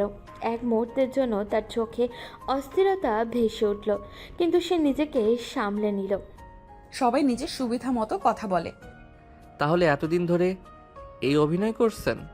নীলা মুখ ঘুরিয়ে নিল। তার ভেতরের আগুন জ্বলছে। মেহরিন কান্না, সেই অভিযোগ, সেই আমি প্রেগনেন্ট, সব শব্দ মাথার ভিতরে বাজছে। সে মনে মনে বলল, আমি তো তোমার থেকে প্রতিশোধ নিতে চাই অব্র। একটা মেয়ে এত বড় ক্ষতি করেছো, আমি তোমাকে এভাবে ছেড়ে দেব না। কিন্তু মুখে সে কিছুই বলল না, শুধু ঠান্ডা শক্ত একটা মুখ। অভ্র হঠাৎই একটু হেসে ফেলল, কিন্তু সেই হাসিতে কষ্ট ছিল। জানেন, আমি ভাবতাম আপনি আমাকে পছন্দ না করলেও একদিন হয়তো করবেন, কিন্তু আপনি যদি শুরু থেকে আমাকে ঘৃণা করেন, তাহলে আমি এতদিন কি ছিলাম আপনাদের কাছে? ঘরটা নিস্তব্ধ। ফ্যানের শব্দ স্পষ্ট শোনা যাচ্ছে। নীলা বিছানায় বসে পড়ল। তার ভেতরের দ্বন্দ্ব, একদিকে প্রতিশোধের আগুন, অন্যদিকে সেই মানুষটা যে কখনো দুষ্টুমি করে, কখনো রাগ দেখায়, কিন্তু আজ প্রথমবার এত ভাঙা লাগছে তাকে। অভ্র ধীরে বলল, আমি খারাপ হতে পারি, কিন্তু মিথ্যাবাদী না। নীলা চোখ তুলে তাকালো। দুজনের মাঝখানে আজ আর স্পর্শ নেই, শুধু সন্দেহ, শুধু অপ্রত্যাশিত সত্য, আর এক অদৃশ্য যুদ্ধ, ভালোবাসা বনাম প্রতিশোধ। রাত গভীর হচ্ছে, কিন্তু তাদের ভেতরের অন্ধকার আরও গভীর। রাতটা অনেক গভীর। ঘড়ির কাঁটা প্রায় 2টো পেরিয়ে গেছে। চারপাশে এমন নিস্তব্ধতা যেন পুরো শহর ঘুমিয়ে আছে। রুমের হালকা আলোয় দেখা যাচ্ছে অভ্র গভীর ঘুমে। নীলা এপাশ ওপাশ করছে, তার চোখে ঘুম নেই। হঠাৎই মোবাইলের ভাইব্রেশন। স্ক্রিনে ভেসে উঠল নাম, মেহরিন। নীলার বুক ধকধক করে উঠল। সে তাড়াতাড়ি ফোন নিয়ে বারান্দায় চলে গেল। দরজা আস্তে করে টেনে দিল ও। ফোন রিসিভ করতেই ওপাশ থেকে কান্নার শব্দ। মেহরিন ফুপিয়ে ফুপিয়ে বলছে, নীলা, আমি কি বাচ্চাটা নষ্ট করে ফেলবো? বল, আমি কি করব? কথাটা শুনে নীলার বুকের ভেতরটা কেঁপে উঠল। সে রেলিং শক্ত করে ধরে দাঁড়ালো। নীলা দৃঢ় কণ্ঠে বলল, খবরদার এমন কথা মুখে আনবি না। আমি একা হয়ে গেছি। সবাই জানলে আমাকে শেষ করে দিবে। সমাজ কি বলবে? আমার ভবিষ্যৎ। বাচ্চার কি দোষ বল? ও তো নির্দোষ। সত্যিই যদি প্রমাণ হয় এই সন্তানের বাবা অভ্র, আমি তোকে ওর সাথে বিয়ে দিব, কথা দিলাম। তার গলায় ছিল আগুন আর শপথের দৃঢ়তা। এই কথাগুলো বলার সময় নীলা বুঝতেই পারল না তার নিজের সংসারের ভিতটা কাঁপছে। মেরিন ফিস করে বলল, তুই আমার জন্য এত কিছু করবি? অন্যায় করলে তার শাস্তি হবেই। বারান্দার ঠান্ডা বাতাস তার চুল উড়িয়ে দিচ্ছে। ভেতরে বিছানায় অভ্র একটু নড়ল। ঘুমের মধ্যেই সে অনুভব করলো নীলা পাশে নেই। আধো ঘুমে তার কানে এলো চাপা কথা বলার শব্দ। সে চোখ মেলতে চাইল, কিন্তু ঘুমের ভারে আবারও চোখ বন্ধ হয়ে গেল। মনে হলো নীলা কার সাথে কথা বলছে এত রাতে। একটা অস্বস্তি তার ভেতর দিয়ে বয়ে গেল, কিন্তু সে কিছু বলেই আবারও গভীর ঘুমে তলিয়ে গেল। এদিকে নীলা ফোন কেটে ধীরে ধীরে রুমে ফিরল। অভ্রকে ঘুমিয়ে থাকতে থেকে এক মুহূর্ত দাঁড়িয়ে রইল ও। তার মুখের দিকে তাকালো। এই মানুষটা কি সত্যি এমন অপরাধ করতে পারে, নাকি কেউ ভুল বুঝেছে? নীলা বিছানার এক কোণে শুয়ে পড়ল। দুজনের মাঝখানে ফাঁকা একটা জায়গা। এদিকেও সন্দেহে ভরা স্ত্রী, অন্যদিকে অজানা আশঙ্কায় ঘুমন্ত স্বামী। রাত আরও গভীর হলো, কিন্তু ঝড় সেটা এখনও আসেনি। সকালবেলার আলো জানলা ভেদ করে রুমে ঢুকেছে। অভ্র ঘুম ভাঙলো একটু দেরিতে। পাশে তাকিয়ে দেখলো নীলা আগেই উঠে গেছে। গত 2 দিনের কথা মনে পড়তেই সে দীর্ঘশ্বাস ফেলল। মনে মনে বলল, শুধু শুধু 2 দিন ধরে মুড খারাপ করে রাখছি। রাগ করে কী লাভ হলো? ও তো আরও দূরে চলে যাচ্ছে। না, এভাবে হবে না, আবার আগের মতো হতে হবে। সে বিছানায় বসে চুলে হাত চালালো। তার স্বভাবটাই এমন, রাগ বেশিক্ষণ ধরে রাখতে পারে না। রান্নাঘর থেকে থালা বাসনের শব্দ আসছে। নীলা ব্যস্ত হয়ে নাস্তা বানাচ্ছে, মুখে কোনো কথা নেই। অভ্র চুপচাপ গিয়ে দরজার পাশে দাঁড়ালো। কিছুক্ষণ তাকিয়ে রইল ও। তারপর হঠাৎই গলা ছেড়ে বলল, এই যে ম্যাডাম, সকালের সূর্যের থেকেও বেশি উজ্জ্বল দেখাচ্ছে আজ আপনাকে। কাজ আছে, নাটক করবে না। আরে নাটক না, সিরিয়াস বলছি। আপনার রাগী মুখটা দেখলেই তো আমার দিন শুরু হয়। তুমি কি কখনো সিরিয়াস হতে পারো না? পারি তো, কিন্তু আপনি সুযোগ দেন কই? নীলার চোখে বিরক্তি স্পষ্ট। সে চা এগিয়ে দিয়ে বলল, নাও, খেয়ে অফিসে যাও। অভ্র কাপ নিতে গিয়ে ইচ্ছে করেই তার আঙুল ছুঁয়ে দিল। নীলা তাড়াতাড়ি হাত সরিয়ে নিল। এসব বন্ধ করবে। কি বন্ধ করব? নিজের বউকে একটু ছোঁয়া। সকালে মাথা গরম করবে না। জানেন, 2 দিন আপনার সাথে কথা না বলে বুঝেছি আমার রাগ আপনাকে না নিজেকেই কষ্ট দেয়। তাই ঠিক করেছি আবার আগের মতো হব। তার গলায় আন্তরিকতা ছিল, কিন্তু নীলার মনে এখনো সন্দেহের ছায়া। মেহরিনের কান্না তার কানে এখনো বাজছে। সে ঠান্ডা গলায় বলল, আগের মতো হওয়ার আগে মানুষটা কেমন ছিল সেটা ভেবে দেখো। অভ্র থমকে গেল এক মুহূর্ত, তারপর আবারও জোর করে হাসল। আচ্ছা ঠিক আছে, আজকে অফিস থেকে ফেরার সময় আপনার পছন্দের ফুচকা নিয়ে আসব, তখন দেখি রাগ থাকে কি না। দরকার নেই। দরকার আছে, কারণ আমি চাই আপনি হাসুন। নীলা কিছু বলল না, সে শুধু নিজের কাজে ব্যস্ত হয়ে গেল। অভ্র বুঝতে পারছে দুষ্টুমি দিয়ে সব ঠিক করা যাবে না, কিন্তু সে জানে না তার অজান্তেই তার বিরুদ্ধে তৈরি হচ্ছে এক ঝড়। সকালবেলার টান টান পরিবেশ, কিন্তু অভ্র শেষমেশ অফিসে চলে এসেছে। যাওয়ার আগে টেবিলে বসে তাড়াহুড়ো করে ব্রেকফাস্ট করে নিল ও। নীলা খুব একটা কথা বলেনি, তবে আগের মতো ঝগড়াও করেনি। অভ্র মনে মনে বলল, ঠিক আছে, সময় লাগুক, আমি আবার সব আগের মতো করে ফেলবো। তার স্বভাবটাই এমন, কষ্ট পেলেও চুপ হয়ে যায়, কিন্তু বেশিক্ষণ না। অফিসে ঢুকতেই আগে সেই চেনা পরিবেশ, কম্পিউটারের শব্দ, কিবোর্ডের টিপটপ, সহকর্মীদের হাসাহাসি। অভ্র দরজা ঠেলে ঢুকেই বলল, এই যে সম্মানিত কর্মচারী বৃন্দ, বস আসছে, সবাই দাঁড়িয়ে সালাম দেন। কয়েকজন হেসে উঠল। 2 দিন যে মানুষটা চুপচাপ ছিল, আজ আবারও আগের মতো চনমনে। সে নিজের কেবিনে গিয়ে ফাইল খুলে বসলো, কিন্তু 5 মিনিট পরই উঠে অন্যদের ডেস্কে গিয়ে দাঁড়ালো। এই রাফি, টাচ করছিস নাকি ফেসবুকে ঘুরতেছিস? আগে নিজের স্ক্রিনটা দেখ ভাই, তোরটাই তো মিনিমাইজ করা। বসের সুবিধা আছে, আমরা মালিক টাইপ মানুষ। অফিসে আবারও হাসির রোল পড়ে গেল। রাফি চেয়ার ঘুরে অভ্রের দিকে তাকিয়ে বলল, এই তো আগের ফর্মে ফিরে এসেছিস। 2 দিন আগে তো এমন মুখ করেছিলি যেন দেশ দেউলিয়া হয়ে গেছে। আরে ধর, লাইফে টেনশন থাকবেই, কিন্তু টেনশনকে যদি মাথায় বসাই তাহলে তো জীবনটাই শেষ। নীলার সাথে ঠিক হয়েছে? ঠিক না হলেও ঠিক করে ফেলবো। আমি না থাকলেও লাইফটাই বোরিং হয়ে যাবে।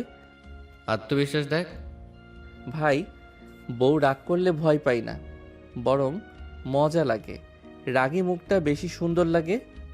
কথা বললেও তার ভেতরে কোথাও একটা অস্বস্তি আছে। গত রাতের আদো ঘুমে শোনা ফিসফিসানি মনে পড়ে যাচ্ছে। নীলা কারোর সাথে কথা বলছিল, কেন এত দূরে সরে যাচ্ছে, কিন্তু সে মাথা ঝাঁকিয়ে ভাবনাটা সরিয়ে দিল। না, অযথা সন্দেহ করে লাভ নেই। সে আবারও সহকর্মীদের সাথে হাসতে লাগলো। ফাইল নিয়ে দৌড়ঝাঁপ, কারোর কফি চুরি করে খাওয়া, কারোর চেয়ারে পেন লুকিয়ে রাখা, সব মিলিয়ে অফিস আবারও জমে উঠল। রাফি দূর থেকে তাকিয়ে বলল, এই অব্রটাই ভালো লাগে। কেউ জানে না এই হাসির আড়ালে কতটা অনিশ্চয়তা লুকিয়ে আছে। অব্র ভাবছে সে সব ঠিক করে ফেলবে, আর ওদিকে নীলা ভাবছে সে সত্য উদ্ঘাটন করবেই। দুজন দুই প্রান্তে দাঁড়িয়ে, একজন দুষ্টুমি দিয়ে সম্পর্ক বাঁচাতে চায় আর অন্যজন সত্য খুঁজে বিচার করতে চায়। ঝড় এখনও জমেছে। সন্ধ্যা নামতেই শহরের বাতাসে হালকা শীতলতা। অফিস শেষে অভ্র আজ সরাসরি বাসায় ফেরেনি। পথে তার মনে পড়েছে সকালের ফুচকার কথা। সে রাস্তার পাশে পরিচিত দোকান থেকে নীলার পছন্দের ফুচকা প্যাক করে নিল। মনে মনে বলল, দেখি আজ রাগ কতক্ষণ থাকে।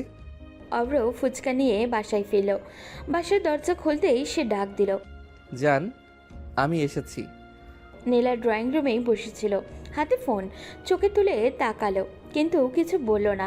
অভ্র প্যাকেটটা টেবিলে রেখে নাটকীয় ভঙ্গিতে বলল, আপনার প্রিয় জিনিস হাজির, একদম টাটকা ঝাল এক্সট্রা। রাখো। কোনো হাসি নেই, কোনো আগ্রহ নেই। অভ্র একটু থমকালো, কিন্তু হাল ছাড়ল না। সে প্লেট সাজিয়ে এনে নীলার সামনে ধরল। খাও, না খেলে কিন্তু আমি রাগ করব। নীলা চুপচাপ একটা তুলে মুখে দিল। না ভালো বলল না খারাপ, শুধু খাচ্ছে। অভ্র তার মুখের দিকে তাকিয়ে রইল। কেমন হয়েছে? ভালো। এই এক শব্দের উত্তরগুলো যেন অভ্রের বুকের ভেতরে খচখচ করছে। তবু সে হাসল। চলো বাইরে যাই, একটু হাঁটি। না, কেন? ইচ্ছে নেই। আচ্ছা, বাইরে না যাই, তাহলে ছাদে যাই, চলো। যেতে চাই না বলেছি তো। অভ্র এবার ধীরে ধীরে তার সামনে এসে দাঁড়ালো। তার চোখে আবারও সেই পুরনো দুষ্টুমি। তুমি না গেলে আমি কিন্তু জোর করব। ট্রাই করে দেখো। কথা শেষ হতেই অভ্র আচমকা তাকে কোলে তুলে নিল। নীলা তো হতভম্ব প্রায়। এই নামাও আমাকে, কি করছো? বউকে কোলে নেওয়া অপরাধ নাকি? আমাকে নামাও বলছি। এত রাগ করলে কিন্তু আরো বেশি কোলে নেব। ছাদে উঠে হালকা বাতাস তাদের চুল উড়িয়ে দিল। অভ্র নীলাকে ধীরে নামিয়ে দিল। চারপাশে সন্ধ্যার আকাশ, দূরের শহরের আলো। অভ্র কিছুক্ষণ চুপ করে দাঁড়িয়ে রইল, তারপর ধীরে বলল, ও জানো, তোমার সাথে এমন করে দাঁড়াতে পারলেই আমার ভালো লাগে। ঝগড়া থাকুক, রাগ থাকুক, তবু তুমি পাশে থাকো। নীলা মুখ ঘুরিয়ে আকাশের দিকে তাকালো। তার ভেতরে এখনো ঝড়। অভ্র ধীরে তার হাত ধরতে গেল। নীলা সরিয়ে নিল। দুজন পাশাপাশি দাঁড়িয়ে, কিন্তু দূরত্ব এখনো রয়েই গেছে। অভ্র চেষ্টা করছে হাসি দিয়ে সব ঠিকঠাক করতে, আর নীলা সে এখনো সত্যের অপেক্ষায়। ছাদের উপরে হালকা বাতাস বইছে, দূরের আকাশে আধো চাঁদ। চারপাশে নিস্তব্ধতা, শুধু দুজন মানুষের জমে থাকা না বলা কথার ভার। অভ্র কিছুক্ষণ নীলার দিকে তাকিয়ে রইল, তারপর হঠাৎই এগিয়ে এসে দুই হাত দিয়ে নীলার মুখটা আলতো করে ধরে ফেলল। নীলা অবাক হয়ে তাকালো। অভ্র ধীরে গভীরভাবে তার ঠোঁটে চুমু দিল। চুমুটাতে দুষ্টুমি ছিল না, ছিল কেমন একটা অস্থিরতা। চুমু দিয়েই অভ্র নিচু গলায় বলল, 2 দিন জোর করে ঘনিষ্ঠ হয়েছি বলে রাগ করে আছো? কথাটা বলার সময় তার চোখে সত্যি অপরাধ বোধের ছায়া। নীলা শক্ত গলায় বলল, না। তাহলে? 1 সেকেন্ড, 2 সেকেন্ড, তারপর হঠাৎই যেন বাঁধ ভেঙে গেল। নীলার চোখে আগুন জ্বলে উঠল। লজ্জা করে না তোমার একজনের সাথে ভালোবাসার নাটক করে আরেকজনকে বিয়ে করতে? কি বলছো এসব? একদম ভালো সাজার নাটক করবে না অব্র। তুমি কি বোঝাতে চাইছো? তোমার মুখোশ খুলে দিব আমি। ছাদের উপরে দাঁড়িয়ে থাকা দুটো মানুষ, একজন অভিযোগের আগুন জ্বলছে, অন্যজন সম্পূর্ণ বিভ্রান্ত। অভ্র ধীরে বলল, পরিষ্কার করে বলো নীলা, আমি কিছুই বুঝছি না। নীলার বুক ওঠানামা করছে। মেহরিনের কান্না, তার কথা, তার ভয়, সব মনে পড়েছে ওর। বুঝতে হবে না, খুব শীঘ্রই বুঝে যাবে। আমার বিরুদ্ধে কি শুনেছ? কে কি বলেছে? সত্যি কথা শুনেছি, আর সেই সত্যি যদি প্রমাণ হয় আমি তোমাকে এক মুহূর্তও ছাড়বো না। অভ্র কয়েক সেকেন্ড চুপ করে থাকলো। তার চোখে এখন দুষ্টুমি নেই, শুধু গভীর বিস্ময় আর কষ্ট। অভ্র ধীরে বলল, আমি যদি নির্দোষ হই? সেটা সময় বলবে, না জেনে তো কিছু বলছি না। ছাদের বাতাসটা হঠাৎই ভারী হয়ে উঠেছে। দুজন মানুষ মুখোমুখি দাঁড়িয়ে, একজনের চোখে আগুন তো আরেকজনের চোখে বিস্ময়। অভ্র ধীরে কিন্তু দৃঢ় কণ্ঠে বলল, কে এত বড় কথা বলেছে আমার নামে? মিথ্যা তো বলিনি। মানে? নাটক করো না। আমি মিথ্যা বলিনি, কারণ আমি বিয়ের আগেই তোমাকে ভালোবাসতাম, আর কাউকে না। মা যখন প্রথম তোমার ছবি দেখালো আমি কোনো প্রশ্ন করিনি, কারণ আমি আগেই তোমাকে চিনতাম। আমি রাজি হয়েছিলাম এক মুহূর্ত দেরি না করে, কারণ আমি ভেবেছিলাম যাকে এতদিন ধরে ভালোবাসি তাকেই তো পাচ্ছি। তাহলে মেহেরিন কে? কোন মেহরিন? আমার বান্ধবী মেহেরিন। অভ্র কিছুক্ষণ স্তব্ধ, তারপর হঠাৎই যেন কিছু মনে পড়ল ওর। সে একটু ভেবে বলে উঠল, আরে আমি তো ওকেই বলেছিলাম আমি তোমাকে ভালোবাসি। ওই তো বলেছিল আমি তোমার সাথে নীলার রিলেশন করে দিব। আমাদের তো প্রতিদিন কথা হতো মেসেজে, কলে, তোমার মনে নেই? আমি কখনো তোমার সাথে কথা বলিনি, ওটা মেহেরিন ছিল। কয়েক সেকেন্ডে নিস্তব্ধতা, বাতাস থেমে গেছে যেন। অভ্রর মুখে অবিশ্বাস। কি বলছো? মানে এতদিন আমি যার সাথে কথা বলেছি সে তুমি না? না, আমি না। অভ্র পেছনে এক পা সরে গেল, তার মাথায় যেন বজ্রপাত হলো। অভ্র ফিস ফিস করে বলল, তাহলে? সব কিছু যেন একসাথে মিলতে শুরু করলো। মেরিন যে বলেছিল সে সাহায্য করবে, যে বলেছিল সে নীলাকে রাজি করাবে, যে এতদিন মেসেজে নীলা সেজে কথা বলতো। অভ্র দুই হাত দিয়ে মাথা চেপে ধরল। মানে আমি এতদিন, আল্লাহ, আমি তো ভাবতাম তুমি কথা বলছো। নীলার বুক ধকধক করছে, তার সন্দেহ, তার রাগ সব এখন অন্যদিকে মন নিচ্ছে। তাহলে যে ভালোবাসার কথা, যে মেসেজ, যে দেখা করার কথা? আমি তো সব সময় বলেছি আমি তোমাকে ভালোবাসি। ওই তো বলতো তুমি লজ্জা পাচ্ছ, তাই সরাসরি কথা বলছো না। সত্যি আর ভুল বোঝাবুঝি একসাথে জট পাকিয়ে গেছে। নীলা ধীরে বলল, তাহলেও কেন বলছে তুমি ওর সাথে সম্পর্ক করেছিলে? কারণ আমি যখন বুঝলাম কিছু তো গড়বড় হচ্ছে, আমি সব বন্ধ করে দেই। আমি কখনো কারোর সাথে প্রেম করিনি তোমাকে ছাড়া। ছাদের নীরবতা এখন আর আগের মতো না। এখানে এখন বিস্ময়, ধাক্কা আর এক নতুন সত্যের ইঙ্গিত। যদি সত্যি মেহরিন নিজেকে নীলা সাজিয়ে কথা বলে থাকে, তাহলে এই পুরো ঝড়টা কি ভুল পরিচয়ের? নীলা স্থির হয়ে দাঁড়িয়ে আছে, তার প্রতিশোধের আগুন ধীরে ধীরে প্রশ্নে বদলে যাচ্ছে। আর অভ্র, সে প্রথমবারের মতো বুঝতে পারছে এই খেলাটা তার অজান্তেই কেউ খেলেছে।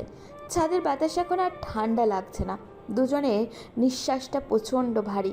সত্যি যেন এক ধাপ সামনে এসে দাঁড়িয়েছে, কিন্তু পুরোটা এখনো স্পষ্ট না।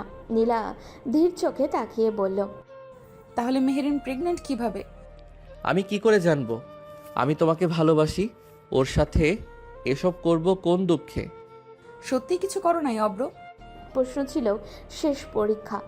এক সেকেন্ডে দেরি না করে অভ্র হঠাৎই নীলাকে টেনে নিজের বুকে জড়িয়ে ধরল। তার আলিঙ্গনে শক্ত ও মরিয়া। নীলা হকচকিত। অভ্র তার ঠোঁটে গভীর চুমু দিয়ে ফিস ফিস করে বলল, না জান আমি কেন করব এসব, ও মিথ্যা বলছে। নীলা তার বুকের ভেতরে অভ্রের ধুকপুকানি শুনতে পাচ্ছে। এটা কি মিথ্যার শব্দ নাকি আতঙ্কের? অভ্র আবারও বলল, আমার মনে হয় ও নিজেই আমাকে পছন্দ করত। তুমি সেজে কথা বলেছে।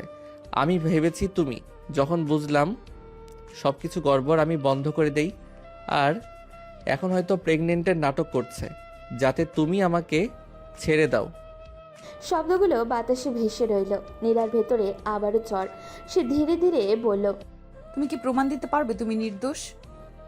আমি যা বলছি ওটাই প্রমাণ। শুধু কথা দিয়ে সব হয় না।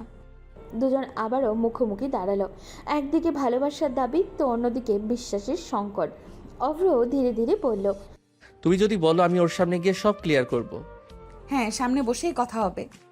সত্যি এখন মুখোমুখি দাঁড়াবে, অভিযোগ আর প্রতীক্ষার মাঝখানে বসবে তিনজন মানুষ। তখনই বোঝা যাবে কি সত্যি, কে অভিনয় করছে আর কার ভালোবাসার সত্যিকারে।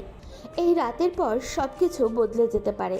ছাদ থেকে নেমে দুজনে চুপচাপ রুমে ঢুকলো। রাত অনেক হয়েছে, ঘরের ভেতরে হালকা আলো। নীলা বিছানার একপাশে বসে আছে, চোখে চিন্তার ছাপ। অভ্র দরজা বন্ধ করে ধীরে তার সামনে এসে দাঁড়ালো। আজ তার চোখে অদ্ভুত দৃঢ়তা। অভ্র ধীরে বলল, একটা কাজ করো, তুমি এখনই মেহরিনকে ফোন দাও। এখন? হ্যাঁ বলো তুমি আমাকে ডিভোর্স দিতে রাজি, সব রেডি। নীলা অবাক হয়ে তাকিয়ে রইল। অভ্র একটু এগিয়ে এসে কণ্ঠ কঠিন করে বলল, দেখো রিয়াকশন, কাঙ্ক্ষিত জিনিস পেলে মানুষ যেমন প্রতিক্রিয়া দেয় ওরটা তেমন হয় কিনা দেখো। নীলা কিছুক্ষণ চুপ করে রইল, তার মনে দ্বিধা। কিন্তু তারপর ফোনটা তুলে নিল। মেহরিনের নাম স্ক্রিনে জ্বলছে। কল গেল, ওপাশ থেকে দ্রুত রিসিভ হলো। মেহরিন কণ্ঠে উৎকণ্ঠতা। হ্যালো নীলা, এত রাতে? আমি সিদ্ধান্ত নিয়েছি আমি অব্রকে ডিভোর্স দিব। সব রেডি করেছি। ওপাশে কয়েক সেকেন্ডের নীরবতা। তারপর মেহরিন কণ্ঠ বদলে গেল। আত্মহারা খুশি লুকাতে পারল না ও। সত্যি? তুই সত্যি বলছিস? আমি জানতাম তুই আমার জন্য এটা করবি। তুই সত্যি বন্ধু, তাহলে সব ঠিক হয়ে যাবে। আমি আমি বাঁচবো নীলা। আমি বাঁচবো? শব্দটা অদ্ভুতভাবে কানে বাজল। নীলা ধীরে বলল, এত খুশি হচ্ছিস কেন? না মানে, আমি ভেবেছিলাম তুই হয়তো আমার কথা বিশ্বাস করবি না। এখন অন্তত আমার সন্তানের একটা পরিচয় হবে। নীলা ফোনটা স্পিকার করেনি, কিন্তু অভ্রতার মুখের অভিব্যক্তি দেখে সব বুঝেছে। খুশি, স্বস্তি, এত দ্রুত নীলার গলা ঠান্ডা হয়ে গেল। ঠিক আছে, কাল কথা হবে। দেখলে? নীলা চুপ, তার ভেতরে নতুন প্রশ্ন জন্ম নিচ্ছে। একজন সত্যি কষ্টে থাকলে এভাবে খুশি হয়, নাকি অন্য কোনো হিসাব লুকিয়ে আছে? অভ্র কাছে এসে ধীরে বলল, এখনো কি আমার উপরে সন্দেহ আছে? নীলা সরাসরি উত্তর দিল না। আজকে রাতটা একটা নতুন মোড় এনে দিল। সন্দেহ তীর ঘুরে অন্যদিকে ইঙ্গিত করছে, কিন্তু সত্যি এখনো পুরোপুরি উন্মোচিত হয়নি। আগামীকাল পরের দিন সকালে সূর্যের আলো ধীরে ধীরে ঘরে ঢুকেছে। নীলা নিজেকে জোর করে শান্ত করে তুলল, কারণ আজ তাকে মেহরিনের সঙ্গে দেখা করতে হবে। সে রেস্টুরেন্টে চলে গেল মেহরিনের সাথে দেখা করতে। নীলা একটু কড়া কণ্ঠে বলল, সব কাগজ রেডি, আমি অব্রকে ডিভোর্স দিব। সত্যি? তুই তোর সিদ্ধান্ত চূড়ান্ত?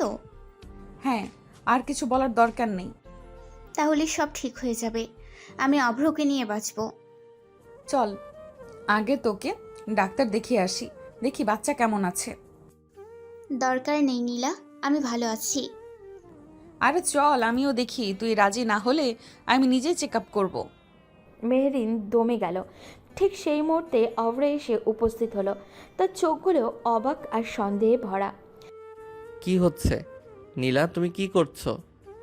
মেহরিন ভয় পেয়ে গিয়েছে, যেন চুরি ধরা পড়ে গেছে ওর।